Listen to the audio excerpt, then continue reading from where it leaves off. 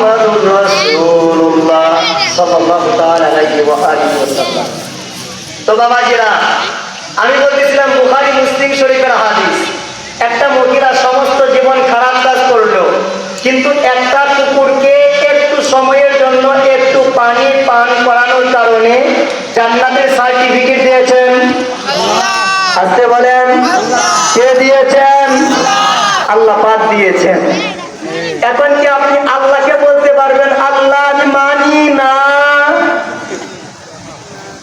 এই কথা বলার মতো কোন সাহস আছে কারো? আল্লাহ পাক বলে আমি যাকে ইচ্ছা মাফ করে দেই, আমাকে জিগানোর মতো কেউ নাই, জবাবদিহি করার কোনো দরকার আমার হয় না। তো জান্নাতে আপনি যাইতে পারবেন, কিন্তু মুহাম্মাদুর রাসূলুল্লাহকে আপনি অ্যাভয়েড করলে, ওনার সম্মান আপনি শুনে ফতোয়াবাজি করলে আল্লাহকে পাওয়া কঠিন। কথা বলেন ঠিক কিনা? আজকে মুসলমান হিসেবে আপনি নবীর কথা বলতে চান না। মাইকেল এইচ হার্ট খ্রিস্টান, সে মুসলমান নয়। তার নবী ঈসা রুহুল্লাহ, মুহাম্মাদুর রাসূলুল্লাহ নয়।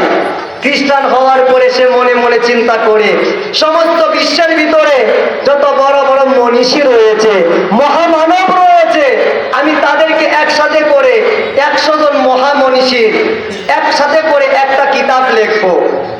তো হিসাবে উম্মত হিসেবে উনার নবীকে আগে জায়গা দেওয়ার কথা, কারণ উনি ঈসা রুহুল্লাহর উম্মত, মুহাম্মাদুর রাসূলুল্লাহর উম্মত নয়। মাইকেল এইচ হার্ট দি 100 কিতাবের মধ্যে 100 জন মহামনীষীর জীবনী উনি উল্লেখ করেছেন, কিন্তু সবচাইতে বড় অবাক হয়ে যাবেন, সেই 100 জন মহামনীষীর ভিতরে হযরতে ঈসা রুহুল্লাহর আগে মাইকেল এইচ হার্ট আমাদের মদিনার কামলে ওয়ালা নবীজির জীবনী উল্লেখ করেছেন। জবান খুলে বলেন সুবহানাল্লাহ। আজ থেকে প্রায় 271 বছর আগে ইংল্যান্ডের জমিনে ব্রিটিশরা ব্রিটিশ মিউজিয়াম তৈরি করলো। 1,30,00,000 উপরে নিদর্শন সেখানে রয়েছে। তো ব্রিটিশ মিউজিয়াম তৈরি করার পরে দেওয়াল লিখন তৈরি হয়ে শুরু হয়ে গেছে, যে দেওয়ালের মধ্যে কি কি লেখা যায়, সাইনবোর্ডের মধ্যে কি কি লেখা যায়।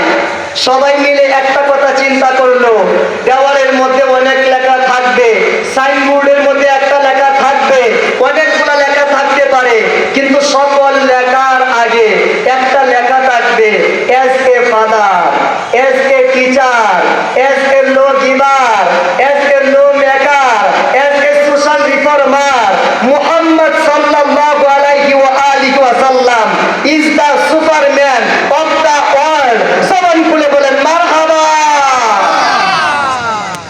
ব্রিটিশরা ব্রিটিশ মিউজিয়ামের মধ্যে আমার নবীজির নাম লিখতে তারা দ্বিধাবোধ করে না, কিন্তু আমরা মুসলমান 5 ওয়াক্ত নামাজি, কপালের মধ্যে সিজদাদার, আলহামদুলিল্লাহ, সুবহানাল্লাহ, মাশাআল্লাহ, মারহাবা বলার অভাব নাই। এখন আমরা মসজিদে ফতোয়া দিতেছি, লা ইলাহা ইল্লাল্লাহ থাকবে, মুহাম্মাদুর রাসূলুল্লাহ মুছিয়ে দিতে হবে। একদিকে আল্লাহ থাকবে, কিন্তু মুহাম্মাদুর রাসূলুল্লাহকে উঠিয়ে দিতে হবে। এ আমার বাবাজিরা, আল্লাহ আল্লাহ হইয়া বন্ধুকে পাশে রাখতে পারে, আর মোল্লা মোল্লা হইয়া নবীজিকে পাশে রাখলে শিরক হয়ে যায়। এমন মোল্লা আমার দরকার নাই। কথা বলেন ঠিক কিনা? এবার আসুন বাবা, আমি আমার খুতবার ভিতরে একটা আয়াত তেলাওয়াত করেছিলাম, বা'দা আউযু বিল্লাহি মিনাশ শাইতানির রাজিম।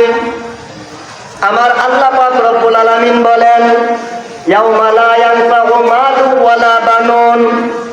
হে আমার বান্দারা, এই দুনিয়ার জমিনে 2টা জিনিস তোমাদের কাজে আসে।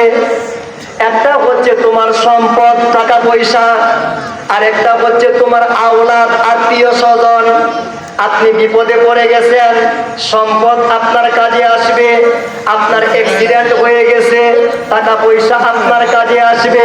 অ্যারেস্ট হয়ে গেছেন, আপনার আওলাদ, আপনার সন্তান, আপনার আত্মীয় স্বজন আপনার কাজে আসবে। মহামারীর মধ্যে পড়ে গেছেন, আপনার সন্তান, আপনার টাকা পয়সা এগুলা আপনার কাজে আসবে। আপনাকে হঠাৎ করে পুলিশ ধরেছে, আপনি সরকার পরিচয় আপনার কাজে আসবে, ডাক্তার পরিচয় আপনার কাজে আসবে, ইঞ্জিনিয়ার পরিচয় আপনার কাজে আসবে। কিন্তু আমার আল্লাহ বলেন ইয়াউমা লা ইয়ানফাউ মালু ওয়ালা বানুন, হে আমার বান্দারা, মালাকুল মউত যখন তোমাদেরকে ধরে ফেলবে, তুমি যদি বলো আমি সরকার, মালাকুল মউত বলবে কি দরকার। তুমি যদি বলো আমি ডাক্তার, মালাকুল মউত বলবে আমার কি দরকার। তুমি যদি বলো আমি ইঞ্জিনিয়ার, মালাকুল মউত আজরাইল বলবে কি দরকার। তুমি যদি বলো আমি টিচার, মালাকুল মউত আজরাইল বলবে কি দরকার। অর্থাৎ এই দুনিয়ার জমিনে পুলিশে ধরলে পরিচয় কাজে আসে, এই দুনিয়ার জমিনে র্যাবে ধরলে পরিচয় কাজে আসে, এই দুনিয়ার জমিনে সেনাবাহিনী ধরলে পরিচয় কাজে আসে। কিন্তু মালাকুল মউত আজরাইল ধরলে সরকার কাজ হয় না, প্রেসিডেন্ট কাজ হয় না, ইমাম কাজ হয় না, হাফেজ সাহেব কাজ হয় না, কারি সাহেব কাজ হয় না। আপনি বলতেছেন ভাই আপনার আপন, আপনি বলতেছেন বোন আপনার আপন, আপনি বলতেছেন আত্মীয় স্বজন আপনার আপন, আপনি বলতেছেন 10 তলা বিল্ডিং আপনার আপন। কিন্তু একটু তাকায় দেখবেন, আপনাকে যখন ধরে নিয়ে যাচ্ছে আজরাইল আলাইহিস সালাতু ওয়াস সালাম, ভাই কাঁদে, বোন কাঁদে, বাবা কাঁদে, মা কাঁদে, আত্মীয় স্বজন কাঁদে, স্বামী কাঁদে, স্ত্রী কাঁদে। কিন্তু ভাই বলেন, বন্ধু বলেন, বাবা বলেন, মা বলেন, একটা সেকেন্ডের জন্য আপনার কবরে যায় না, আমার কবরে যায় না, স্বামীও যায় না, স্ত্রীও যায় না। তাকে আপনি আপন মনে করবেন। এই কারণে আমার আল্লাহ বলে ইয়াউমা লা ইয়ানফাউ মালু ওয়ালা বানুন, হে আমার বান্দা, আজরাইল যখন তোমাকে ধরবে, মালাকুল মউত যখন তোমাকে ধরবে, সরকার পরিচয় লাভ হবে না, এমপি পরিচয় লাভ হবে না, ইমাম পরিচয় লাভ হবে না। কান্নাকাটি করলে একটা সেকেন্ডের জন্য তোমাকে ছেড়ে দেওয়া হবে না। 1 কোটি টাকা ঘুষ দিলেও লাভ হবে না।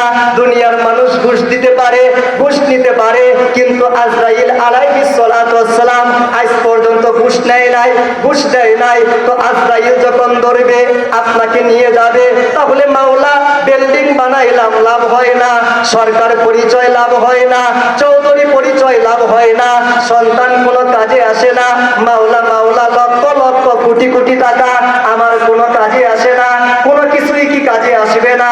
আমার আল্লাহ বলে বান্দা ইল্লা মান আতাল্লাহা বিকলবিন সালিম, 10 তলা বিল্ডিং তোমার কাজ হবে না, কিন্তু কবরের ময়দানে, ফুলসিরাতের ময়দানে, কাল কিয়ামতের ময়দানে, হাসরের মাঠে একটা জিনিস তোমার কাজে আসবে। সেই জিনিসটা হচ্ছে বিকলবিন সালিম, প্রশান্ত অন্তর যদি বানাইতে পারো, তো নফসে মুতমাইন্না যদি বানাইতে পারো, প্রশান্ত অন্তর, প্রশান্ত অন্তর, প্রশান্ত অন্তর যদি বানাইতে পারো, নফসে মুতমাইন্না যদি বানাইতে পারো, তাহলে এই প্রশান্ত অন্তর মালাকুল মউতের সামনে কাজে আসবে, কবরের ভিতরে কাজে আসবে, ফুলসিরাতের ভিতরে কাজে আসবে, কাল কিয়ামতের ময়দানে কাজে আসবে। জবান খুলে বলেন মারহাবা। তাহলে সম্পদ কাজে আসে না, পরিচয় কাজে আসে না, আওলাদ লাভ হয় না, মালাকুল মউতের কাছে এগুলার কোনো দাম নাই। একটা জিনিসের দাম মালাকুল মউতের কাছে আছে, কবরের ভিতরে আছে, ফুলসিরাতের ঘাটে আছে, হাসরের মাঠে আছে, সেটা হচ্ছে প্রশান্ত অন্তর। ঘোষণা দিয়েছেন কে? সবাই বলেন ঘোষণা দিয়েছেন কে? এবার প্রশান্ত অন্তরের বড় অভাব। নামাজির কোনো অভাব নাই, রোজাদারের কোনো অভাব নাই, পেরেশানিরও অভাব নাই, প্রশান্ত অন্তরের বড় অভাব। অন্তর প্রশান্ত হয় না। নামাজ পড়তেছেন, কিন্তু নামাজের সিজদার ভিতরে কান্না আসে না। রোজা রাখতেছেন, ভিতর পরিবর্তন হয় না। হজ করতেছেন, হাসরত পরিবর্তন হয় না। অন্তর আপনার প্রশান্ত হয় না। কারণ একটাই, আমরা আমাদের জীবনের 100% থেকে 80% সময় দুনিয়া এবং টাকা পয়সা আওলাদের পিছনে ব্যয় করি। সত্য না মিথ্যা? কথা বলেন সত্য না মিথ্যা? আপনার জীবনটার ভিতরে 50% সময় ব্যয় করেছেন আমি কেমনে চলবো, আমার পরিবার কেমনে খাবে। ভাই, আপনার পরিবার কেমনে খাবে এটাকে আপনার চিন্তা চিন্তাটা। কথা বলেন, কথা বলেন, কথা বলেন। আল্লাহ পাক আপনাকে বানানোর আগেই, আপনার ভিতরে রূহ পাঠানোর আগেই আপনি কি খাইবেন, কত পরিমাণ খাইবেন, আপনি কোন জায়গায় খাইবেন, প্রত্যেকটা জিনিস আমার আল্লাহ পাক লিখে কি লিখে না? লিখে। তো আল্লাহ পাক যেটা আগে থেকে সেট আপ করে রেখেছে, আমরা এগুলা নিয়ে বড় টেনশনে পড়ে থাকি। অথচ আমার আল্লাহ বলে, বান্দা তাফাররাক লিইবাদাতি মালাআতু সাদরাকা গিনান, তুমি এগুলা নিয়ে পড়ে থাকিও না, তুমি একটু আমাকে নিয়ে পড়ে থাকো। আমি যে কথাগুলা বলেছি এগুলা নিয়ে পড়ে থাকো, আমি যে হুকুমগুলা দিয়েছি এগুলা নিয়ে পড়ে থাকো, আমি যেগুলা নিষেধ করেছি এগুলা একটু বাদ দিয়ে চলো।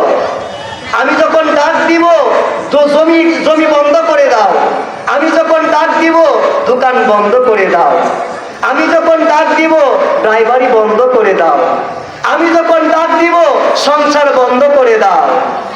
কি করবা? হাইয়া আলাস সালাহ, নামাজের মধ্যে আসো। মাওলা, নামাজে গেলে কি হবে? হাইয়া আলাল ফালাহ, 10 তলা বিল্ডিং তোমাকে যে শান্তি দিতে পারে নাই, নামাজের এক একটা সিজদা এর চাইতে বেশি শান্তি তোমাকে দান করবে।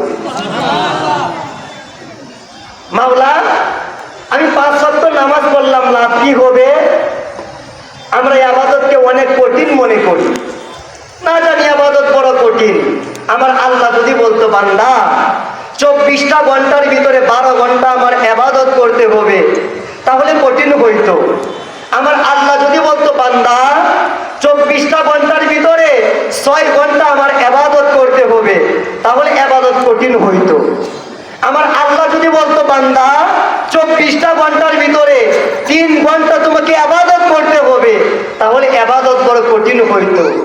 কিন্তু আপনি একটু তাকিয়ে দেখেন, যে 5 ওয়াক্ত নামাজ আপনি ভয় পাইতেছেন, 6 ঘন্টা সময় লাগে না, 3 ঘন্টা সময় লাগে না। আপনি একটু ক্যালকুলেশন করেন, ফজরের নামাজ 10 মিনিটে যথেষ্ট, জোহরের নামাজ 15 মিনিটে যথেষ্ট, আসরের নামাজ 10 মিনিটে যথেষ্ট, মাগরিবের নামাজ 10 মিনিটে যথেষ্ট, ইয়াসারের নামাজ 15 মিনিটে যথেষ্ট। মাত্র 1 ঘন্টা সময় দিলেই আমার আল্লাহর ইবাদত হয়ে যায়। 24টা ঘন্টার ভিতরে 1টা ঘন্টা সময় আপনি আল্লাহকে দিলেন, লাভ কি হবে? আমার আল্লাহ বলে, তাফাররাক লিইবাদাতি মালাআতু সাদরাকা গিনান, বান্দা যদি 24টা ঘন্টার ভিতরে 1টা ঘন্টা সময় আমাকে দিতে পারো, আমি আল্লাহ তোমার 1 ঘন্টা সময় পাইয়া তোমার অন্তরটাকে আমার নিজ দায়িত্বে ধনী বানাইয়া দেব। আরেকটা আওয়াজ তুলে বলেন না সুবহানাল্লাহ। অন্তর ধনী বানিয়ে দিবেন কে? আপনি বলেন। কারো অন্তর যদি আমার আল্লাহ ধনী বানায়া দেয়, এর জীবনে আর কোনো চাওয়া থাকতে পারে?